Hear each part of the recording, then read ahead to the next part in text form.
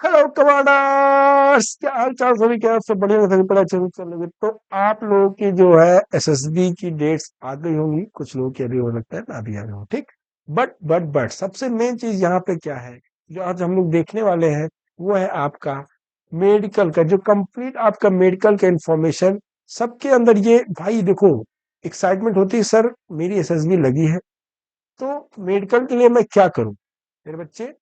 आप एसएसबी लगी हो या न लगी, आप अगर डिफेंस की तैयारी, अगर आप डिफेंस एस्पिरेंट भी बनना चाह रहे हैं, आप डिफेंस की तैयारी करना चाह रहे हैं, तो भी आपको ये सारी चीजें बिल्कुल अपनी जो ये मेडिकल क्राइटेरिया ये मेंटेन करके रखनी पड़ेंगी।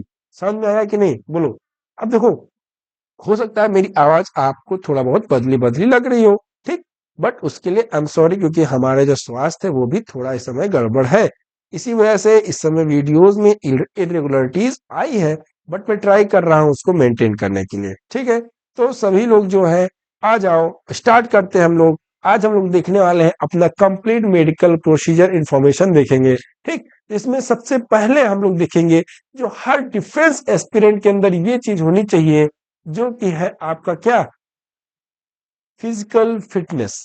भाई, आपके एग्जाम में, अगर आप एग्जाम दे रहे हैं किसी डिफेंस का, तो उसमें मेंटली आप कितने अवेयर हैं, ये तो मांगता ही है।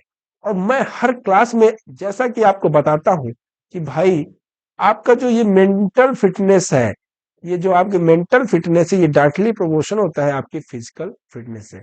आप जितने भी ज्यादा फिजिकली फिट रहेंगे, आप मेंटली उतना ही ज्यादा फिट रहेंगे। तो अगर आप रिटेन की तैयारी कर रहे हैं या आप एसएसबी की प्रिपरेशन कर रहे हैं, आपके लिए ये दोनों लोगों के लिए ये चीजें मैंडेटरी हो जाती है। आपकी फिजिकल फिटनेस में देखो, जो लोग एसएसबी के लिए जा रहे हैं, वो लोग अपने फिजिकल फिटनेस पे दो चीजों के ध्यान देंगे, जिसमें पहला आता है, आप क्या करेंगे, प्ले कीजिए कोई टीम गेम्स। टीम गेम्स मतलब कि आप टीम में कोई चीज, जैसे क्रिकेट हो गया, फुटबॉल हो गया, ये सारी चीजें आप खेलिए। इससे आपका क्या होगा, आप फिजिकली फिट रहेंगे, वो तो रहेंगे ही, उसके साथ साथ जो सबसे ज्यादा, ओ सॉरी, जो सबसे ज्यादा इंपॉर्टेंट चीज होती है, वो क्या है, आपका जो कॉपरेशन है, cooperation between your team, it will improve, ठीक। क्या होगा कि जो आपके जो कॉपरेशन है टीम के बीच में, वो आपके धीरे धीरे इंप्रूव होगी। समझ में आया? बोलो। उसके साथ साथ अगर हम कहें, ध्यान दो, एक मैं नया पेज ऐड कर देता हूं, सभी लोग ध्यान देना। हाँ, ये लो, ठीक। अगर हम कहें उसके साथ साथ कि अगर सर फिजिकल फिटनेस में ये तो हो गया, अब उसके साथ साथ जो सबसे ज्यादा इंपॉर्टेंट होता है, वो होता है आपके लिए रनिंग। रनिंग, अगर आप, बहुत सारे लोग रनिंग पे नहीं जा पाते हैं, तो आप कम से कम वॉक पे तो जा ही सकते हैं। किस पे जाइए आप? वॉकिंग पे तो जाना आपके लिए मस्ट है। सुबह उठो मस्त एकदम। मान लो नहीं टहल टहल पा रहे हो आप लोग, तो भाई इतना तो कर सकते हो कि सुबह आप, अरे मतलब दौड़ नहीं पा रहे तो टहल तो सकते ही है ना। आप टहल के आएंगे एकदम सुबह, एकदम फ्रेश फील करेंगे, एक पॉजिटिविटी आपके अंदर रहेगी। तो जिनकी एसएसबी लगी है और जिनकी नहीं भी लगी है, वो सभी लोग ये काम करना है, ठीक है। दूसरा सबसे मोस्ट इंपॉर्टेंट थिंग्स है जो हर डिफेंस एस्पिरेंट के अंदर होनी चाहिए, वो है आपकी स्विमिंग। क्या होनी चाहिए? स्विमिंग, ठीक। अगर आप स्विमिंग बढ़िया कर रहे हैं या फिर नहीं भी कर रहे हैं, तो अगर आप एसएसबी लगी है, तो एक बार स्विमिंग पे मतलब फोकस कीजिएगा। आप लोग एक बार ट्राई कीजिए कि कहीं से आप स्विमिंग सीख लें, ठीक है। उसके बाद अगला हम लोग देखें, तो सबसे मोस्ट इंपॉर्टेंट थिंग क्या है? हेल्थी रहना, ठीक। बढ़िया हेल्थी भोजन खाओ। और ये जंक फूड को क्या करना है आपको? अवॉइड करना है। आप अगर जंक फूड खाएंगे, तो आपके दिमाग में भी जंग लग जाएगा, उसके साथ साथ आपके शरीर में भी जंग लग जाएगा। तो आपको ये सारी चीजें अपने फिजिकल फिटनेस में लानी है। तो बहुत बेसिक थिंग्स है जो आपको बता रहा हूँ, ठीक। उसके बाद दूसरी चीज, अब आते हैं हम लोग मेडिकल स्टैंडर्ड पे।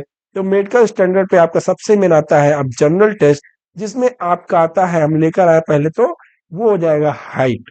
आप देख लीजिए, अगर आप एयरफोर्स की तैयारी कर रहे हैं, कि आर्मी कर रहे हैं, नेवी कर रहे हैं, जिसकी भी कर रहे हैं, आप उसके अकॉर्डिंग अपना हाइट क्राइटेरिया देख लीजिए। क्या मतलब भाई, कि अगर आप, हो सकता है आप जिसकी प्रोफेशन कर रहे हैं, आपकी हाइट उससे कम हो। बाद में मैंने बहुत सारे बच्चों को देखा है कि सर उनका रिटर्न निकल जाता है, रियलिटी में मतलब उनका रिटर्न निकल गया, वो हाइट में चढ़ गए, कितना दुख होगा। और ये आपका हाइट तो एकदम परमानेंट रिएक्शन है ना भाई। ऐसा तो है नहीं कि आप हाइट बढ़वा लेंगे अपनी। तो ऐसी चीजें क्यों करो कि आपको बाद में कोई आपके पास ऑप्शन न रह जाए। तो पहले अपनी ये सारी चीजें, हाइट, वेट तो आपके अकॉर्डिंग, वेट तो मान लो आप कभी भी बढ़ा घटा सकते हैं, घटा सकते हैं, बट हाइट आप देख लीजिएगा, ठीक। उसके बाद अपने ब्लड टेस्ट, कुछ चीजें ऐसी होती है जो आपको डिफेंस आपको नहीं मांगेगा अगर आपके ब्लड टेस्ट में कुछ गड़बड़ी है, ठीक है। तो ब्लड टेस्ट करा लीजिए, यूनिट यूरिन टेस्ट करा लीजिए। ब्लड प्रेशर, आपका ब्लड प्रेशर नॉर्मल होना चाहिए। चेस्ट एक्सपेंशन, मिनिमम 5 सेंटीमीटर का चेस्ट एक्सपेंशन होता है, सबको पता है। और बहुत सारे चीज लोगों को क्या लंग्स में दिक्कत होती है जिसकी वजह से ये नहीं हो पाता है। आप सभी लोग इस पे ध्यान देना। चेस्ट एक्सपेंशन आपका 5 सेंटीमीटर मांगता है तो आप सभी लोग इसका भी टेस्ट हो जाए, ठीक है। बोलो, अगर आप मेडिकल के लिए जा रहे हो तो ये सारी चीजें आपको करके रखनी है, समझ में आया कि नहीं। अगला बढ़े, तो अब अगला आते हैं, अब ये आपका जनरल है। जनरल मतलब कि इतना आपके अंदर होना ही चाहिए।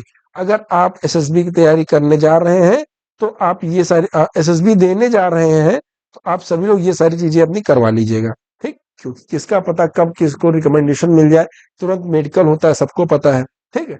उसके बाद अब हम लोग आगे देखते हैं, वो क्या है कि अगला आपका कंप्लीट चेकअप पे आते हैं। तो कंप्लीट चेकअप में आपका सबसे पहला हम लेकर आए हैं आपके लिए ईएनटी।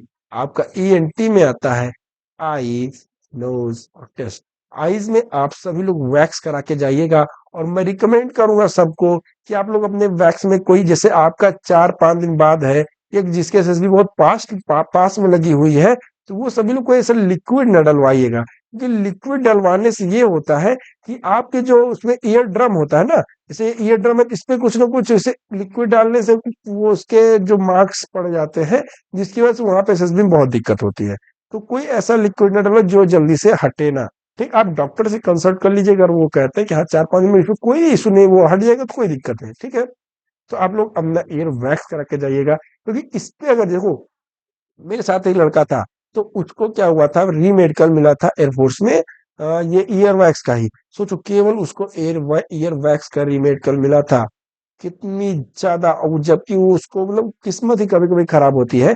तो उसको जो है, जबकि उसने इसको साफ करवाया था, पर डॉक्टर क्या उतना सही नहीं था। तो आप लोग अच्छे डॉक्टर के पास जाइएगा, ये मतलब कि काम चलाओ डॉक्टर के पास मत जाइएगा प्लीज, ठीक है। अगला है आपका डीएनएस। ये जो आप इमेज देख रहे हैं, ये किसकी है, ये डीएनएस की है। डीएनएस में क्या होता है, देखो, डीएनएस में आपका ये, यहाँ पे एक सेकंड में देखता हूँ ये बड़ा हो पाएगा क्या। हाँ, अच्छा चलो छोड़ो। यहाँ पे क्या होगा, ये देखो, ये आपका जो है पासेज है, ये नाक का जो पास है, इसमें आप ये पास करिए, ये सीधी जो दिख रही है आपको हड्डी दिख रही है, ये जो है ना, ये आपकी हड्डी है, नाक की हड्डी है। तो नाक की हड्डी में डीएनएस में क्या होता है, हड्डी टेढ़ी हो जाती है आपकी। जैसे इसको मैं इरेज कर दूं पहले। हाँ। तो इसमें क्या होती है, आपकी जो हड्डी होती है टेढ़ी, देखो ये देखो, इस इमेज में आपको दिख रहे होगे ना, इसमें क्या हो गया, ये एकदम जैसे तिरछी विरछी हो गई। तो ये आपका सही हो सकता है, बट मैं आपको कहूंगा भाई डीएनएस प्लीज, ये आपका सर्जिकल से सही हो जाएगा, सब ध्यान देना। बट आप लोग पहले इसको ये मतलब कि समझ लो काफी 15, अगर आप वो कराएंगे लेजर से तो 15 से 20 दिन में ये आपका सही हो जाता है। लेकिन डॉक्टर से कंसल्ट कर लीजिएगा फिर एक बार। डीएनएस आपका है तो आप लोग इसको फटाफट सही करवा लीजिए, ठीक। अगर आप डिफेंस तैयारी कर रहे हैं तो भी, और आप अगर एसएसबी तैयारी करने जा रहे हैं तो आप डॉक्टर से कंसल्ट कीजिएगा पहले, उसके बाद ही कराइएगा, ठीक है। अगला है आपका विजन चेकअप। ये तो बहुत ही आसान, और इसमें सबसे ज्यादा जो इंपॉर्टेंट होता है विजन चेकअप में, वो होता है आपका कलर विजन, ठीक। कलर विजन, अब इसमें क्या होता है, बहुत सारे बच्चे पूरा कंप्लीट प्रिपरेशन करते हैं, एसएसबी में जाते हैं, बट वहां पे अनफिट हो जाते हैं, और ये आपका परमानेंट रिजेक्शन है, ध्यान देना, कलर विजन, ठीक है। ये आपका कौन सा रिजेक्शन है, परमानेंट रिजेक्शन है। तो आपको कलर विजन पे ध्यान देना। बाकी ये सारी चीजें तो आपका उसमें जो है टेस्ट होता है, तो उसमें कंसीडर कर लिया जाता है कुछ कि हाँ अगर इतना छोटा है तो कोई दिक्कत नहीं है, मतलब चश्मा भी उसमें माना जाता है। बस कुछ चीजें, कुछ डिपार्टमेंट आपको नहीं मिलेंगे अगर आपके पास वो आपके टेस्टेड उस पे चश्मे हैं आपके। बाकी अगर चश्मा है तो भी कहीं न कहीं आपको छूट मिल जाएगी। कलर विजन पे ध्यान देना, अगर कलर विजन है आपको तो मैं आपको यही रिकमेंड करूंगा, प्लीज प्लीज प्लीज आप लोग डिफेंस की प्रिपरेशन मत कीजिए, क्योंकि आपका पूरा समय ही बर्बाद होने वाला है, ठीक है। तो कलर विजन ये आप देख लीजिए, तो कहीं भी जाके हो जाएगा आपका। ठीक है, आप उससे बोल दीजिएगा आई टेस्ट, तो वो तो कर ही देगा। कलर विजन का स्पेशली बोलिए सर मुझे कलर में, तो एक बुक पढ़ाएगा आपको, इसमें आपको बता देगा कि कलर विजन है कि नहीं है। ठीक है, अगला है, तो अगला देखते हैं आप सर्जिकल। मेरे एक भैया थे, तो उनको रिसेंटली बहुत मतलब 2-3 सर्जिकल के पॉइंट्स मिले हुए हैं। तो सर्जिकल में बहुत सारे पॉइंट्स होते हैं। इसमें पहले सबसे पहले आपको एक्सरे करा लेना है। अगर आपका कोई मतलब कि मेडिकल हिस्ट्री रही है, मतलब कभी आप फ्रैक्चर हुआ है, कुछ ऐसा हुआ है, तो वो आपका प्रॉपर वर्क करना चाहिए। उस वो स्थान जो है आपका प्रॉपर वर्क करना चाहिए। मतलब कि कलाई में कोई फ्रैक्चर हो गया तो आपकी कलाई पूरी मुड़नी चाहिए। ठीक, टूट गई तो क्योंकि तो वो डिपेंड करता है एक अच्छे डॉक्टर को आपने दिखाएंगे, तो वो बढ़िया जैसी चीज सेट होती है वैसे ही वो वर्क करती है। ठीक है, तो आप लोग एक ध्यान देना, एक्सरे करा लीजिएगा जिसके मेडिकल हिस्ट्री नहीं है। ठीक, उसके बाद नॉक नीज, नॉक नीज पे आपको ध्यान देना है। नॉक नीज में क्या होता है, बहुत सारे लोग एक्सरसाइज से नॉक नीज क्या होता है खत्म चला, मतलब लगभग लगभग खत्म हो जाता है। तो आप लोग जो है देख लेना, अगर माइनर नॉक नी है तो आप लोग एक्सरसाइज प्रॉपर डेली इसका एक्सरसाइज कीजिए, जैसे टाइम मिले तुरंत एक्सरसाइज कीजिए और ये धीरे धीरे समाप्त हो जाता है। ठीक है, तीसरा आपका बोन फ्रैक्चर, मैंने बता ही दिया बोन फ्रैक्चर के बारे में। एल्बो कैरिंग एंगल, हाँ, 5 से लेके 15 डिग्री तक आपके जो एल्बो है उसका एंगल माना जाता है। हो बहुत लोगों का क्या होता है, अब उससे बहुत ज्यादा होता है, बिल्कुल आप देखेंगे तो ऐसे ज्वाइंट करेंगे तो उनका पूरा एकदम दिखेगा कि हाँ यार बहुत ज्यादा इसका टर्न है। तो एल्बो का ध्यान देना, ये भी आपका परमानेंट रिजेक्शन है। तीसरा आपका फ्लैट फुट, फ्लैट फुट नहीं होना चाहिए, ये भी आपका परमानेंट रिजेक्शन है। ठीक है, समझ में आया? तो आप सभी लोग इतना ध्यान दीजिएगा। उसके बाद हम लोग आते हैं आपके डेंटल पे। तो वो डेंटल में क्या होता है, डेंटल में आपका कोई दिक्कत नहीं है, बस सबसे ज्यादा मेन होता है आपके क्रॉस बाइट्स नहीं होना चाहिए। तो डेंटल टेस्ट में सबसे ज्यादा इंपॉर्टेंट चीजें ये होती है कि वो 14 डेंटल पॉइंट देखते हैं। ठीक है, कितने? 14 डेंटल पॉइंट्स देखते हैं। और 14 डेंटल पॉइंट्स आपको आराम से मिल जाते हैं, कोई इतनी बड़ी इशू नहीं होते हैं। तो ये 14 डेंटल पॉइंट्स है तो आप फिट कर दिए जाएंगे। अब इसमें मेन चीज ये है कि आपका क्रॉस बाइट नहीं होना चाहिए। क्रॉस बाइट क्या होता है, ये देखो, ये आप ये ऊपर दांत देख रहे हैं, अब हम लोग को पता है ये सेम दांत इसी तरह हम लोग का नीचे भी होता है।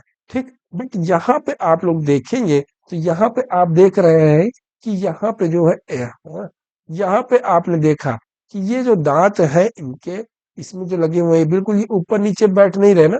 देखो ये इतने में दो दो दांत आ गए, मतलब कि आपके दांत को ये क्रॉस कर रहे हैं। तो आप सभी लोग ध्यान देना कि इसमें आपको अनफिट कर किया जा सकता है। ये देखो, ये दांत है इसके साइड में आप बैठ रहा है। ठीक है, तो डेंटल टेस्ट में आपको ये सारी चीजें ध्यान देना है, क्रॉस बैठ नहीं होना चाहिए। और प्रॉपर डेंटल हाइजीन आपको रखना है, प्रॉपर डेंटल हाइजीन। इसके लिए आप लोग जो है एक डेंटिस्ट के पास जाके कंसल्ट कर सकते हैं। ठीक है, कोई दिक्कत आई होप नहीं होगी। ठीक, समझ में आया? बोलो। अब उसके साथ अगर हम लोग बात करें, एक सेकंड टाइम दीजिएगा मुझे, चलो कंटिन्यू करते हैं। तो अब देखो ये आपका प्रॉपर ये डेंटल टेस्ट का पूरा हो गया। ठीक, अब उसके बाद हम लोग आते हैं अगला। तो अगले पेज पे आने से पहले मैं आप सभी लोगों को बता दूं कि ये हम लोग की जो समय क्लासेस चल रही हैं उसमें आपका इस समय जो 10 बजे का 10 वोकैबुलरी, ये आप लोग यहाँ पे देख पा रहे होंगे कि यहाँ पे क्या लिखा है, 10 बजे 10 वोकैबुलरी हम लोग का सीरीज है, जिसमें लगभग 33 to 34 क्लासेस अब तक हो चुकी है। तो अगर आप सभी लोग, क्योंकि भाई देखो एसएसबी, आप एसएसबी प्रिपरेशन कर रहे हैं तो उसमें जो है इंग्लिश बहुत ज्यादा इंप्रूवमेंट इंपॉर्टेंट है। तो अगर आप एसएसबी प्रिपरेशन कर रहे हैं तो उसके लिए भी आप लोग प्लेलिस्ट में जाइएगा, वहां पे एक लिंक डिस्क्रिप्शन में भी लिंक डाल दिया है हमने। तो वहां पे आप एसएसबी क्लासेस करके यहाँ पे देख सकते हैं, एसएसबी क्लासेस करके प्लेलिस्ट मिलेगा। उसमें पूरा डिटेल कैसे तैयारी करना है, पीपी रीडिंग तैयारी कैसे करना है, हर एक चीज आपको मिलेगा। ठीक है, और आपको पता है कि एसएसबी की प्रिपरेशन के लिए इंग्लिश कितनी ज्यादा इंपॉर्टेंट होती है। तो आप लोग को इंग्लिश की प्रिपरेशन के लिए हम लोग वोकैबुलरी के भी सेशन चला रहे हैं। ठीक है, तो जो लोग इसकी प्रिपरेशन कर रहे हैं डिफेंस की भी रिटर्न एग्जाम की, तो वो लोग क्या करते हैं वोकैबुलरी की क्लास ले सकते हैं। जो लोग एसएसबी की प्रिपरेशन कर रहे हैं वो भी, इनके लिए भी वोकैबुलरी बहुत ज्यादा इंपॉर्टेंट है, तो आप लोग भी वोकैबुलरी क्लासेस ले सकते हैं। ठीक, बहुत मजा आएगी आप लोग को, रियलिटी मानिए। चलो अब आगे आते हैं। तो ये था आपका प्रॉपर मेडिकल स्टैंडर्ड, आपको बढ़िया मजा आएगी। सभी लोग बने रहिए हमारे साथ, stay connected, stay safe, stay learning. मिलते हैं अगले वीडियो में। जय हिंद।